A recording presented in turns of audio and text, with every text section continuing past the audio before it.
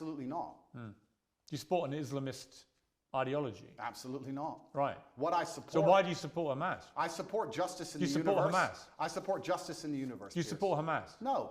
You don't? Well, I don't know the ins and outs of Hamas's creed. I have to be very honest. Well, you know what they did on October the 7th. Do you support them? I understand why that happened, and I'm saying it's a shame. But you won't denounce them. I say it's a shame. Will you condemn them? I can't sit here and condemn the obvious outcome of consequence. Really? How can I condemn? You can't condemn Hamas for what they did. Well, we know what's going to happen, and we need a solution. You're very quick to condemn Israel's response, but you won't condemn the terror attack which prompted it. No, I'll tell you why. Even though Hamas knew by doing what they were doing, that would be the response. Do you think they knew that? Of course they knew that. You think they knew the Israelis? They did it quite deliberately. You know why? Because they were funded and supported by Iran.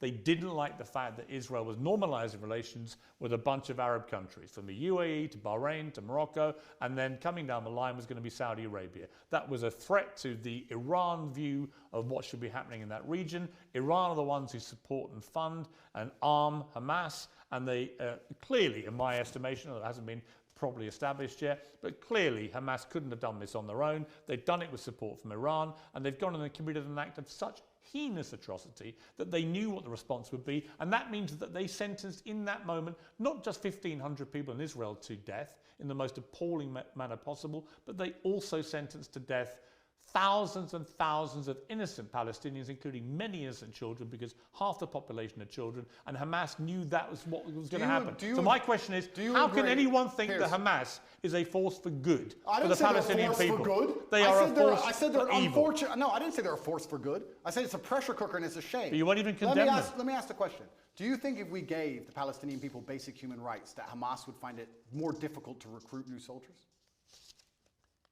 Look, I think probably if we treat them like humans, this won't happen. So we agree and let's move on. I think there's a real danger in the scale of Israel's response that you radicalize a whole new generation of Palestinians. I think that's a real danger. So perhaps, by the way, I've said that. We can agree on that. So perhaps it was Israel's actions before October 7th that radicalized the soldiers who invaded. So you agree with me. So let's move on. No, I don't. No, nothing justifies what they did. Let me ask you about the reaction that you've had from certain people who I think at one stage you had a good relationship with. Sure. One is Jordan Peterson, and the other one Ben Shapiro. Let's talk about Jordan first. Sure. You've had a bit of a to and fro with him, but what is your view of him? I think Jordan and I actually agree on many issues. I think the enemy of my enemy is my friend. I think we have a lot more in common than we have that we disagree on. We have different views of the world on certain things. I think we approach him from different places. He's far more in his mind, whereas I live in more in a physical realm than he does.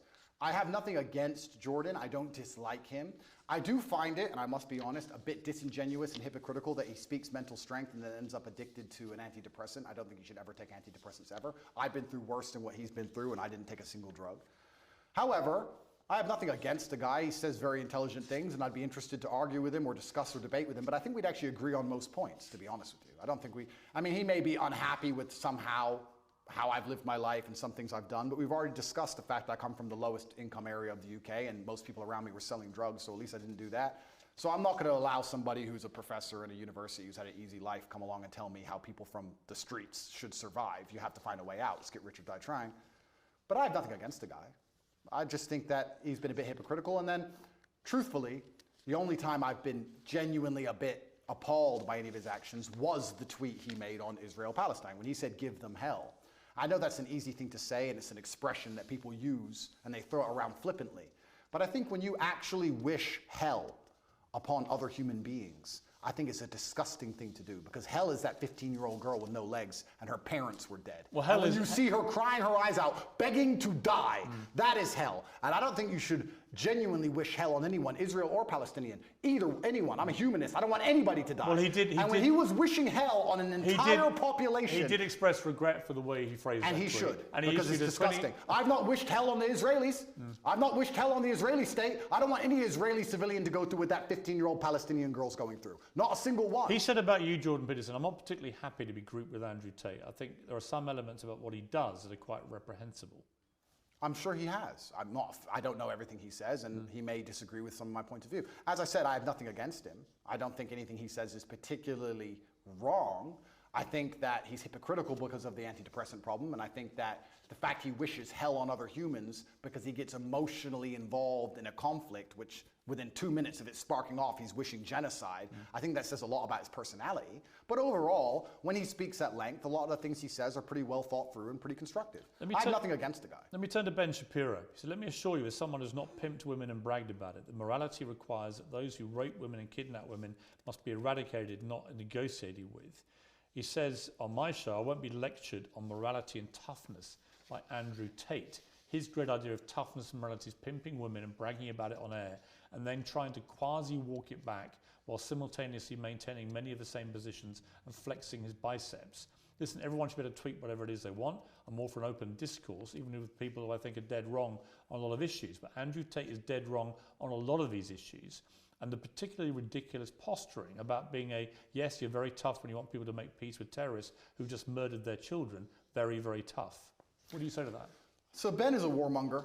Ben has been wrong on basically every single issue you can name. He was with you with the vaccine and every other war. Ben is always calling for other people's young men to go and die in some war. He seems to love it. I don't know if he has short man syndrome, but he's always behind his desk calling about how important it is that big, strong men like me go and die. And the reason he tweeted that and said that is because when Hamas and Israel, at the very early in the conflict, I think it was 3 days in, were discussing possible peace talks, he tweeted, no, absolutely not, fuck them, kill them all. And I said, Ben, as a man who's done his own fighting, because I've had a life of pain and violence, listen to me.